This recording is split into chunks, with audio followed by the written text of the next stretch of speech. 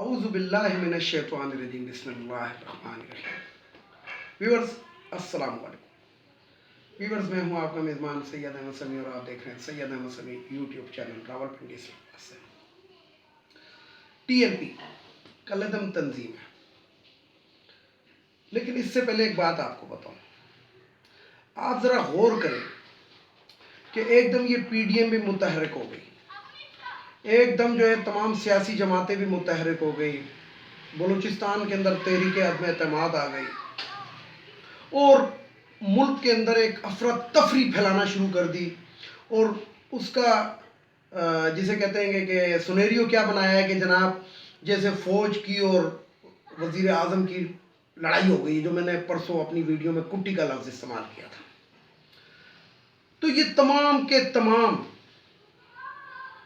جو ملک کے غدار، ملک دشمن، غیر ملکی طاقتوں کے ایجنٹ، یہ اس ٹائم پاکستان کے اندر افراتفری پھیلانے کے اندر شروع ہو گئے۔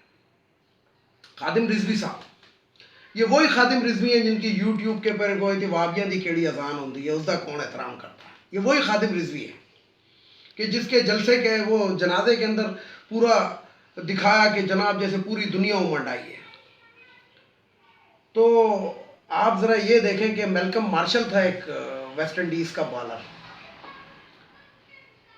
وہ مسلمان نہیں تھا، اس کے جنازے کے اندر ذرا ویڈیو دیکھی تھی کتنی خلقت تھی۔ تو خلقت جمع ہونے سے یعنی کہ میں آج آپ کو ایک بڑی زبردست قسم کی ایک بات بتانے لگا ہوں۔ کہتے ہیں کہ جس کے جنازے کے اندر 40 سے 50 لوگ شریک ہو جائیں، جس کے جنازے کے اندر اس شخص کی بخشش کی دعا اللہ تعالیٰ سے فرشتے کریں گے کہ یا اللہ اس کے جنازے میں اتنے لوگ شریک تھے، لیکن وہ سارے لوگ باوضو بھی ہونے چاہیے۔ اور یہ قیامت کے آثار ہوں گے کہ بہت بڑے بڑے جنازے ہوں گے، لیکن اس میں باوضو کتنے ہوں گے یہ کسی کو نہیں پتا ہوگا، بلکہ ہوں گے ہی نہیں۔ اس سے زیادہ میں بات کرنا نہیں چاہتا اور دین کو چھیڑنا نہیں چاہتا۔ میں بات کروں گا تحریک لبیک کالعدم تحریک جو ہے، تحریک لبیک پاکستان۔ یہ کون لوگ ہیں؟ خادم رضوی کا بیٹا کیسے کیا وہاں پہ کیا کہتے ہیں، کیا وہاں پہ بھی یہی چکر ہے کہ باپ کے بعد بیٹا ہی بنے گا؟ اور اس بیٹے کی کیا قابلیت ہے اور ان کا وہ کیا ہے، موٹو کیا ہے؟ ملک میں پندامنی پھیلانا؟ جناب ابھی جناب تردید آ گئی کہ جناب وہ جو پولیس کے جو 2 اہلکار گاڑیوں کے نیچے آ کے مرے ہیں یا شہید ہوئے ہیں، وہ جناب پولیس کی اپنی گاڑیاں تھیں۔ اب یہ دیکھیں ان لوگوں کو، نام رسول پاک صلی اللہ علیہ وسلم کا لیتے ہیں، جن کے اوپر ہماری اولادیں بھی قربان، اور کام کافروں والے کرتے ہیں۔ آپ نے دیکھا ہوگا پچھلی دفعہ جب ان کو اس کو نظر بند کیا تھا تو جناب لاہور کے اندر کس طرح انہوں نے وہ میٹرو بس کے سیکورٹی گارڈ کو مارا تھا، کتنوں کو انہوں نے مار دیا تھا۔ کیا قتل جو ہے وہ جائز ہے مسلمان کا؟ یہ کون سا اسلام یا کون سا دین ہمیں دکھانا چاہتے ہیں؟ دہشت گردی کا؟ وہ تو دنیا کہتی ہے کہ مسلمان فنڈامنٹلسٹ ہے، اور یہ ان کو پکا کر رہے ہیں کہ واقعی ہم فنڈامنٹلسٹ ہیں۔ اس کے اندر ایک بغیرت چھپا ہوا ہے۔ وہ بغیرت کون ہے؟ وہ جو قومی اسمبلی کے اندر ایک نون لیگ کا، یاد ہوگا سفید داڑھی اور سر پہ ٹوپی بھی رکھی تھی اور یوں ہاتھ جوڑ رہا تھا اسپیکر قومی اسمبلی کے سامنے کہ میری تمام جائیداد لے لیں، گھر بیچ دیں اور فرانس کا قرضہ اتار دیں۔ وہ خبیث چھپ گیا ہے، کیونکہ ماشاءاللہ پاکستان کے اندر اگر آپ نے جتنی بڑی بغیرتی کرنی ہے، آپ بس صرف آپ کے پاس لائسنس ہونا چاہیے بغیرتی کا، اور لائسنس کون سا ہے وہ آپ لوگوں کو معلوم نہیں۔ وہ لائسنس رکھ لیں اور اس کے بعد آپ جو مرضی کریں۔ اگر دہشت گردی کی تعریف سننی ہے اور اگر دیکھنی ہے تو ان لوگوں کے اندر دیکھ لیں کہ نہ اعلان کیا کریں گے، پرامن کے بعد ہوتا کیا ہے؟ توڑ پھوڑ۔ پرامن لوگ کرین اپنے ساتھ لے کے چلتے ہیں۔ اس کا مطلب ہے کہ ان کا وہ جو ہوتا ہے ایک جسے کہتے ہیں کہ سوچ جو ہوتی ہے وہ پرامن نہیں ہوتی. وہ کرین لے کے ساتھ نہیں چلتے جو پرامن لوگ ہوتے ہیں, ایک بھاری بھرکم کرین. جو پرامن لوگ ہوتے ہیں وہ پولیس کی 16-17 گاڑیاں چھین کر اس کے اندر نہیں آ رہے ہوتے, وہ دہشت گرد ہوتے ہیں, لبادہ اوڑے ہوا ہوتا ہے انہوں نے دین کا, جو بدنام کر رہے ہیں اسلام کو. اور یہ اب سے نہیں ہے, یہ رسول پاک صلی اللہ علیہ وسلم کا جب وصال ہوا تھا یہ اس وقت سے یہی لوگ ہیں. کبھی نبوت کا جھوٹا دعویٰ کر دیتے, جب اس کے اندر دال نہیں گلی کہ پتہ لگ گیا کہ یار اگر نبوت کا جھوٹا دعویٰ کیا تو پھر تو ہم قادیانیوں کے اندر کی طرح غیر مسلم قرار دے دیے جائیں گے, تو انہوں نے ہر ایک نے اپنی 1.5 اینٹ کی ایک نئی مسجد بنا لی. یہ بریلوی ہے, یہ سنی ہے, یہ سید ہے, یہ فلانا ہے, یہ ڈمکانا ہے, یہ شیعہ ہے. مجھے بتائیں کیا رسول پاک صلی اللہ علیہ وسلم کے جب حیات تھے تو کبھی 11ویں شریف ہوئی تھی؟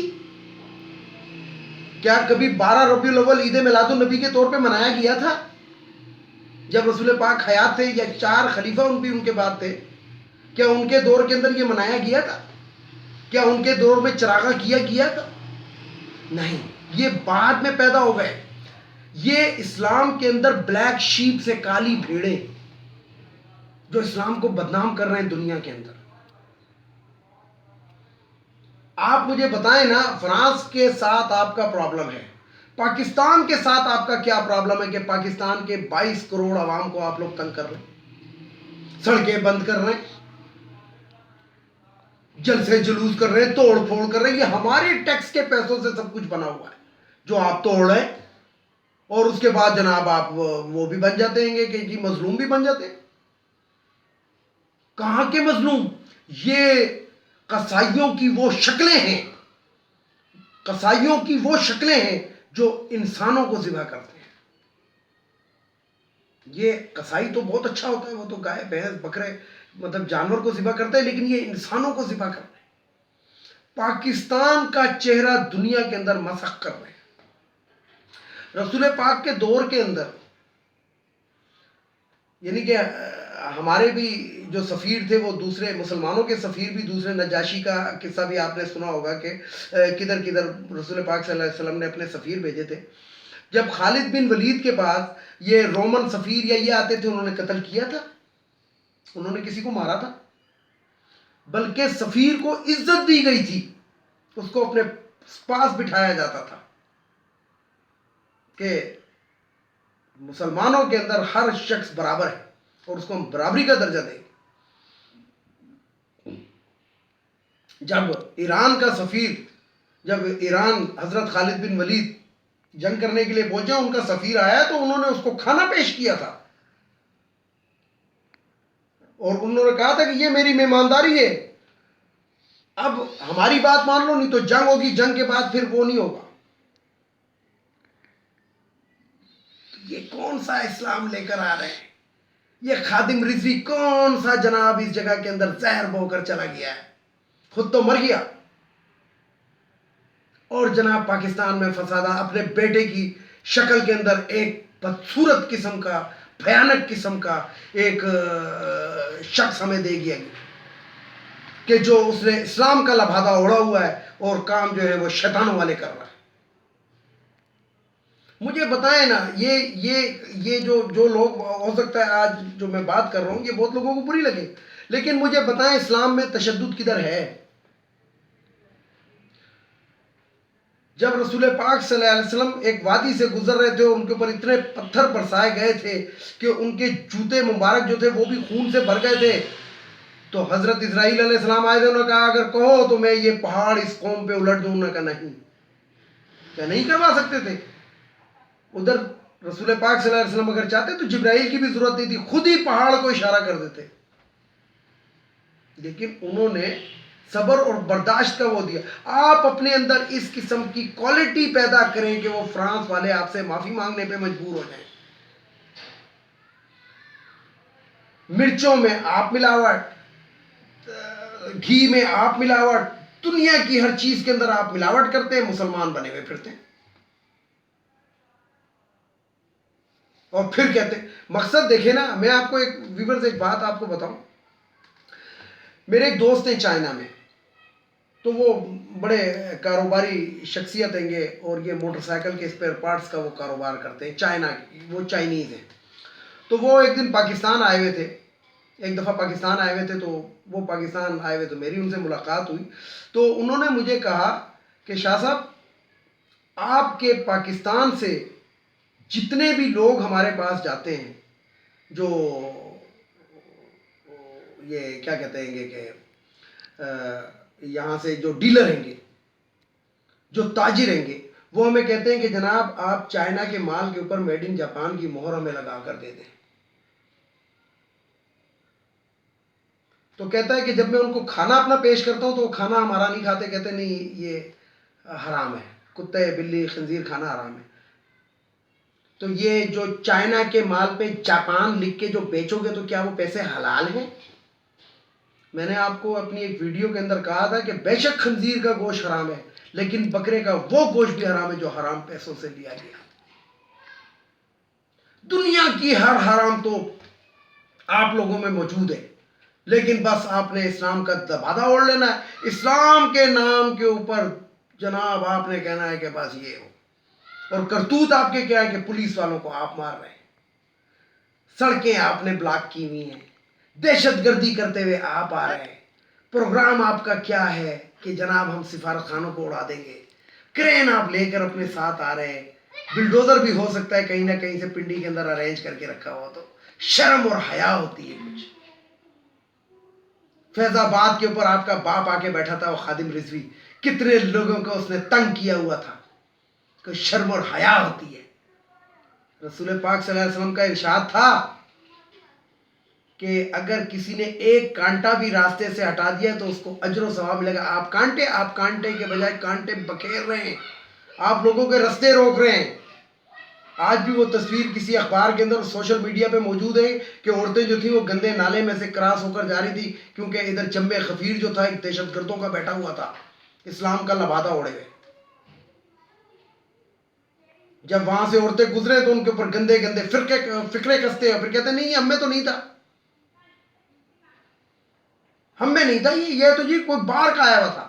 اور ابھی بھی یہ پھیلایا جائے گی، بات یہ پھیلائی جائے گی، نیریٹو یہ پھیلایا جائے گا کہ جناب ہم پرامن تھے، ہمارے بیچ میں لوگ شامل ہو گئے تھے جو دہشت گردی کر رہے تھے، یہ ایک نیریٹو پھیلایا جائے گا۔